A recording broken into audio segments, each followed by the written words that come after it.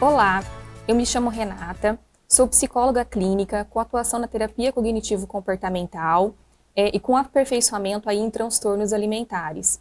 E hoje fui convidada pela Unimed para falar com vocês a respeito do transtorno de compulsão alimentar. Bom, nós vamos falar um pouquinho sobre o que é o transtorno de compulsão alimentar, quais são assim, os gatilhos que desencadeiam e a proposta de tratamento dentro da psicologia. O transtorno da compulsão alimentar, ele é caracterizado por episódios recorrentes de uma ingestão de grande quantidade de alimento, muito superior ao que a maioria das pessoas comeria, no mesmo período, em circunstâncias semelhantes, tá? E esse consumo de alimento, ele acontece numa velocidade bem rápida e numa voracidade, com uma perca de controle do indivíduo em relação ao tipo de alimento consumido também, tá? As consequências, que a gente vai encontrar aí, são consequências bem danosas no sentido emocional, de frustração para esse indivíduo. Para fins de diagnóstico, a gente vai considerar aí como uma compulsão alimentar quando esses episódios acontecem no mínimo aí uma vez por semana por 3 meses consecutivos. Outra característica que a gente vai considerar aí para fins diagnósticos também é que o indivíduo ele vai consumir esse alimento em situações em que a gente vai considerar fora de um contexto que esse é esperado o consumo de uma grande quantidade de alimento, como festas comemorativas, por exemplo, tá? Também a gente não vai considerar como uma compulsão alimentar aqueles indivíduos que passam o dia comendo pequenas quantidades de alimento. Aqui a gente pode falar de um comer emocional. Para a gente comparar um pouco, normalmente um indivíduo consome de 1.800 a 2.000 calorias de alimentos por dia.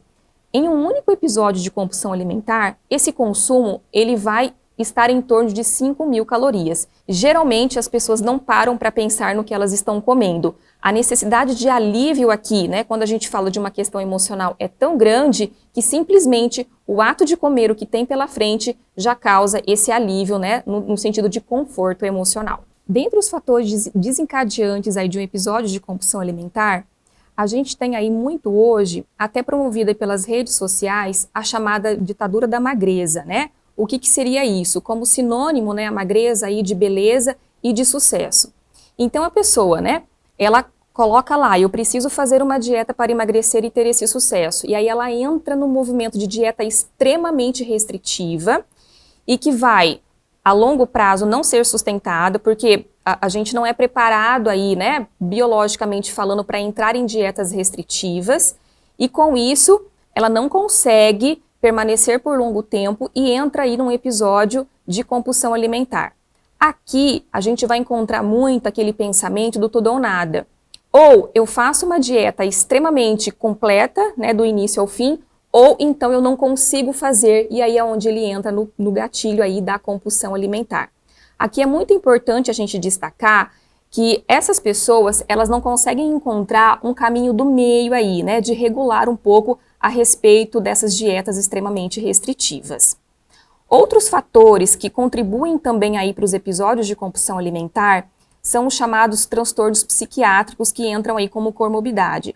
Aqui a gente vai falar muito de episódios depressivos, como um fator que auxilia muito aí nesse processo, dos transtornos de ansiedade, os transtornos bipolares, uso de substâncias químicas e também os transtornos de personalidade.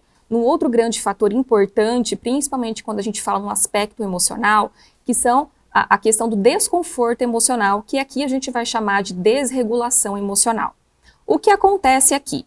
A gente tem uma situação, no qual a pessoa ela passa, e a gente vai chamar aqui de situação gatilho, em que vai gerar pensamentos e emoções, como resposta aí dessa situação, e essa emoção a gente considera aqui como uma emoção muito intensa, difícil de ser suportada.